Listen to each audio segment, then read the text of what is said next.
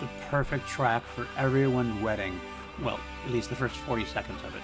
Queen's version of the Wedding March coming up next on Crown Jewels.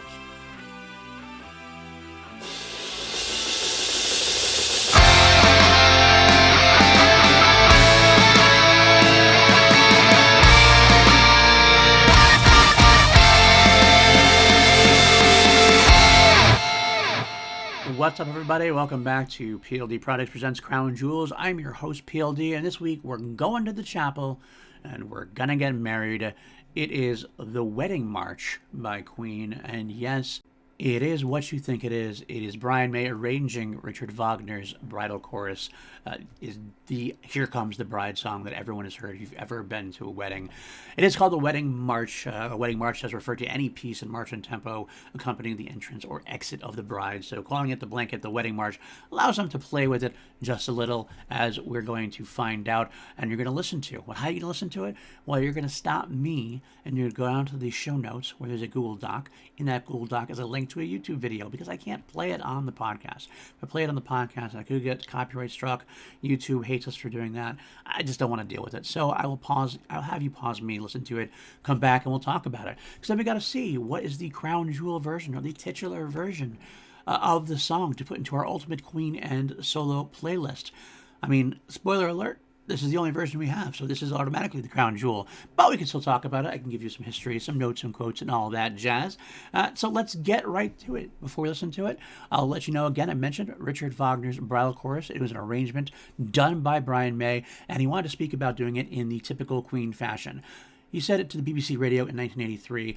These things go back a long way with us because we did God Save the Queen, and we did the beginning part for Tie Your Mother Down, and we did Procession on the first album. Yes, it was the second album. Brian has some memory lapses at times.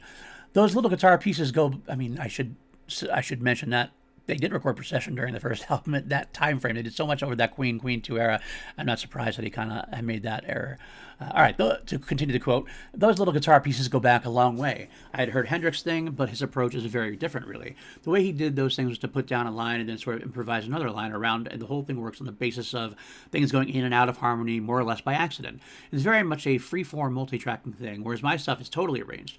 I'll make sure that the whole thing is planned and treated like you would give a score to an orchestra to do. It's a complete orchestration. So it's a different kind of approach, really. But I enjoy doing those things. It's sort of indulgence, really, but at the same time, I thought it would be funny for that Wedding March to come out that way.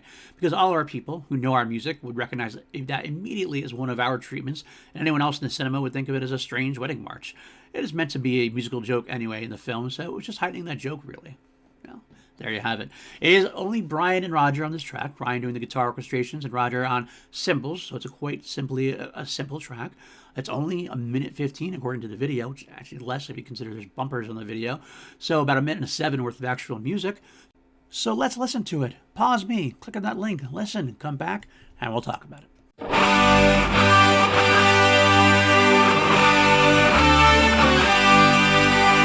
And there you have it. It does, I know I'm said Roger did cymbals. He does a little bit of that bass drum in there as well. But it is exactly what you would think of. If you told me Queen played the Wedding March, this is exactly what I would think of it.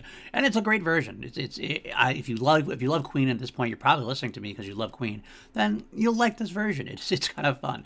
But the best part of it is, and the reason why I didn't have it in my wedding, besides the fact that my wife wouldn't allow it, is that there is that moment right towards the end, 40 seconds in, where it slips into a minor key, which is brilliant. It's brilliantly done because it's not a happy wedding. This is Dale Arden being forced to marry the evil Ming the Merciless before Flash saves her. So this is not a happy wedding. And so Brian added that little twinge of a Death March sounding bit 40 seconds in order to showcase what's going on in the film. And it's a piece of brilliant work.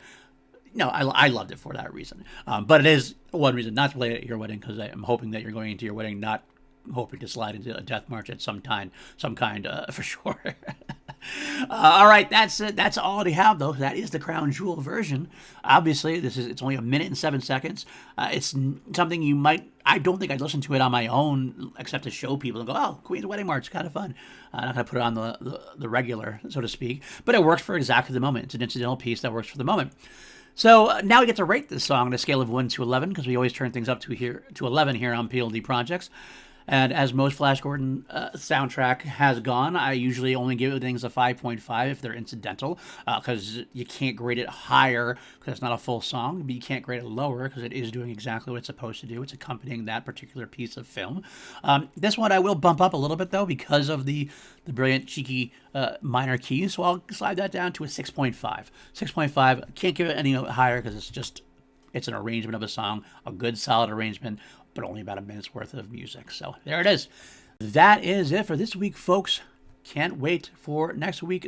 We're breezing by these Flash Gordon songs. Really, I mean, these episodes are short and sweet, so hopefully it's easy for you to digest. We will get back to those longer tracks, I promise, at some point, or these longer episodes, because there's a lot of stuff to listen to. But we're almost through Flash Gordon now. Next week, we'll go into the marriage of Dale and Ming, the actual marriage ceremony, and then crash dive on Mingo City, Flash's theme, the reprise, and then the hero. That's it for the soundtrack. We'll do the concerts as we always do after that. And then we get into Roger Taylor's Fun in Space album. But if you like what you're hearing here and you want to hear more, click on that link, subscribe, leave comments, help us get out there, help us fight the evil algorithm. I do have a YouTube membership for this channel where you'll get videos early, sometimes as early as 2 weeks early. I just kind of record them as I go, and I put them up as soon as they're done, and then I put them out to the public on my scheduled weekly basis. I also have a Patreon, patreon.com/PLDprojects. I can put them up there as well. But if you can't help that way, I get it. Help me out in the other ways. I really do appreciate it. We'll see you next week. Bye, guys.